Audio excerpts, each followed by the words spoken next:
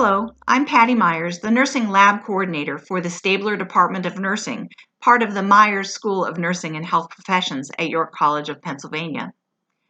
Many of the techniques and methods that we're going to talk about today can be applied to other allied health professions like nuclear medicine technology and respiratory care. I'm going to focus my remarks mostly on nursing education. Nursing education has changed exponentially since 1860 when Florence Nightingale developed the first modern school of nursing. As new technologies are developed and as evidence-based practice models inform the application of the nursing process, we need to develop new techniques and new nursing procedures. Our skills and simulation labs are designed to provide a space where students can learn skills, practice them, and apply good judgment in simulated nursing situations. Let me show you those labs.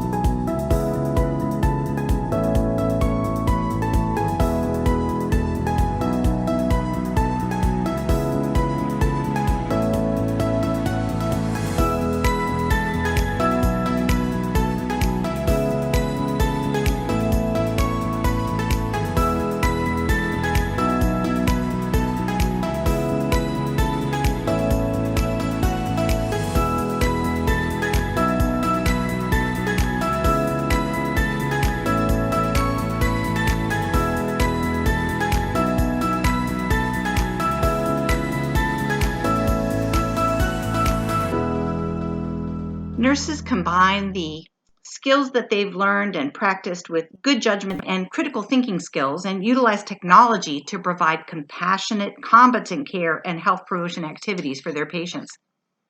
Every day, nurses provide care and make critical decisions for the health of their patients. Evidence-based practice is the integration of the best of research with clinical expertise and takes into consideration those things of value to patients like independence, family involvement, cost considerations. The cornerstones of pre-licensure nursing education is the clinical experience. Under the guidance of a faculty member or preceptor, students can provide care to patients in hospitals, clinics, outpatient, and community settings. Students learn and practice hands-on care as simple as making a bed, but we know those are really methods for promoting skin integrity and healing.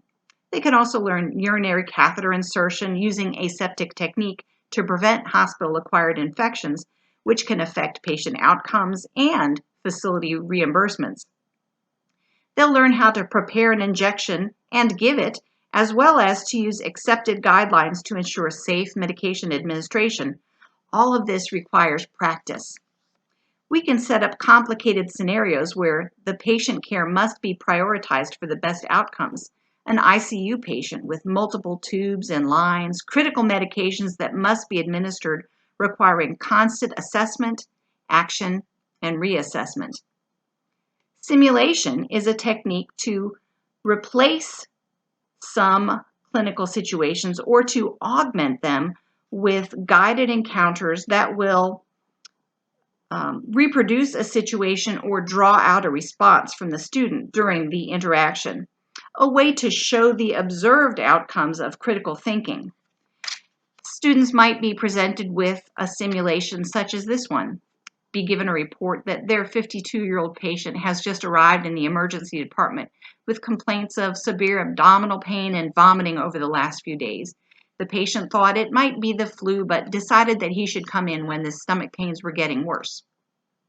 Labs have been drawn, the patient's given his consent, and the student would begin their assessment, finding vital signs like these with an elevated temperature, a lowered pulse oximetry reading, lowered blood pressure, and elevated pulse and respirations. And they'd see the lab results with this elevated white blood cell count and elevated hemoglobin and hematocrit. Now, a student could initially think, oh, this must be an infectious procedure since the patient thought that they had the flu. But on further assessment and drawing out from the patient their history of multiple abdominal procedures and surgeries in the past, and then getting the history of the vomiting and abdominal pain without bowel movements, they'd realize that this patient probably has a bowel obstruction, that would follow up with the diagnosis from the doctor or nurse practitioner in the emergency room. And they would realize that the nursing priority would be the altered fluid volume deficit, which is showing all of these signs of dehydration, the elevated temperature, the lowered blood pressure, the concentrated blood. So students will use the nursing process to make judgments, clinical judgments. That nursing process is assessment, diagnosis, planning, implementation, and evaluation.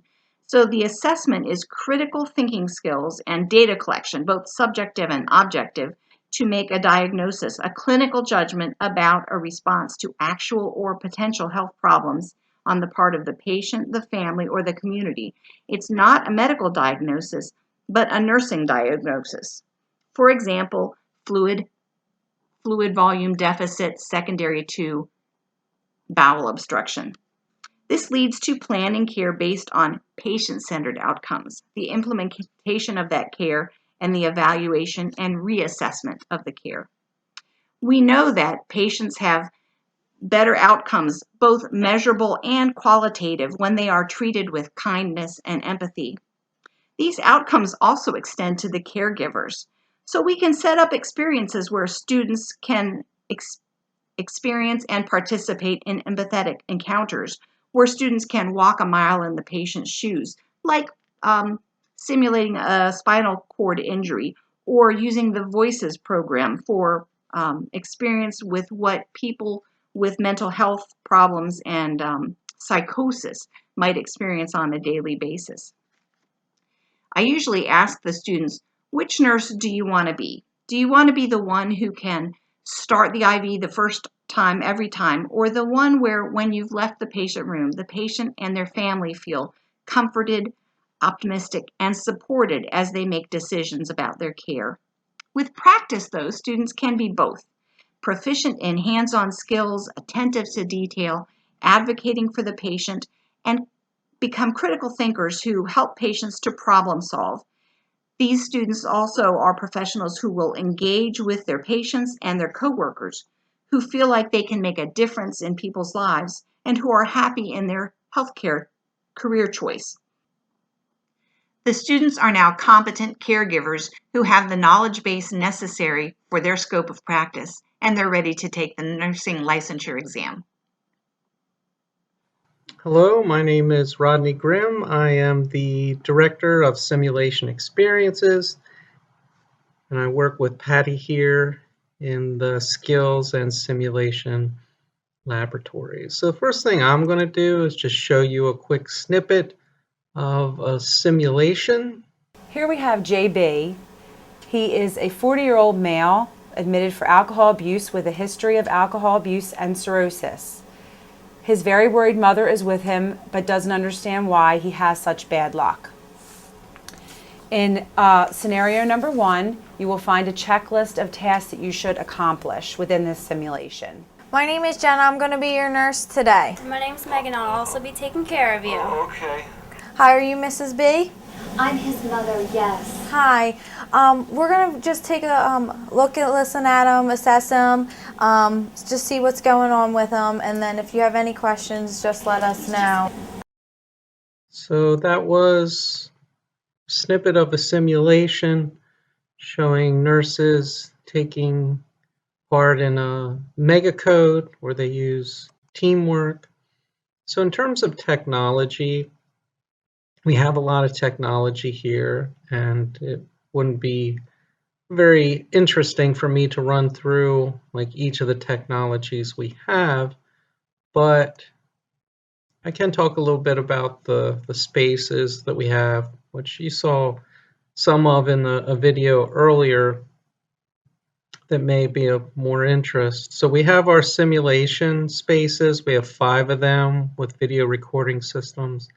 And we have an assortment of high fidelity mannequins that pretty much have most of the vitals that you would see in the real world: heart rate, lung sounds, respirations, bowel sounds, pulse. And we have, vital signs monitors and IVs that we can hook them up to, crash carts, you can actually code them, and ventilators we can hook them up to, a whole host of other things. We have our simulation control rooms. We have 2 skills labs with 9 beds in each. We have an assessment lab with 8 exam tables. And we have a room that's dedicated just for women and children services with a childbirth simulator and pediatric simulators. One of the things we really hope to accomplish in simulation is using the good clinical judgment model. When you're in a simulation, we hope that, a number of things happen, but in terms of good clinical judgment, there's 4 parts. We want you to notice, have a level of knowledge what the scenario is about, what's going on in your surroundings, what's going on with the patient, having a focused assessment, and what are your initial feelings towards that, and then interpreting what's going on with your patient and getting, interpreting the patient's needs, the information that you have, having a plan of action, and what are your, emotions involved in that, and then responding with self-efficacy, skills, and effective communication, and then afterwards reflecting. And reflecting is a big part of SIM. SIM essentially is 3 parts. There's the pre-briefing where you are introduced to the room and your case, what's going on with the patient, maybe labs, orders, things like that. And then there's the scenario itself, and then at the end there's reflecting, which is called debriefing. So it's pre-briefing, simulation, debriefing, and in debriefing, you and your teammates and your clinical instructor will, talk about the case and, maybe some areas for improvement, what went well. So in terms of simulation technology, it's important that we're moving into the future, and there are a few things that we're implementing: virtual simulations, Zoom carts in the labs, and scenario clouds.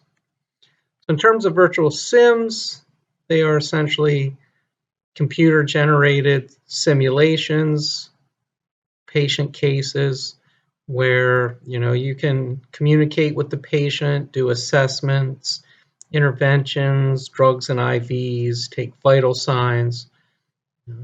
You do it all through the computer, but you still get to go through that working process similar to what you would with a patient, and a host of learning objectives involved in those virtual sims. We also have Zoom carts. It's important that students do their clinicals and their sims in person, but in terms of the labs, sometimes for various reasons in today's climate with COVID and things, maybe we can't have a certain amount of students in the lab, so a student can Zoom in. We've even had nurses be the charge nurse from at home, but they can be seen by the students in the lab and they can see what's going on in the lab. One of our biggest advancements is a scenario library where we have access to hundreds of simulations that we can download into our software, into our mannequins, into the patient monitors. Why this is important is one, that we, it saves us time here in the labs, but also these are designed by healthcare professionals with IT, and they are top shelf, good clinical judgment, critical thinking design scenarios to cover almost all the bases that you would see in the real world. We're also starting to do IPE, which is interprofessional education, where nursing students have an opportunity to work with other disciplines like respiratory therapy or medical students and a host of other disciplines. So I think that is all I'm going to chat about for now. I think it's time for questions.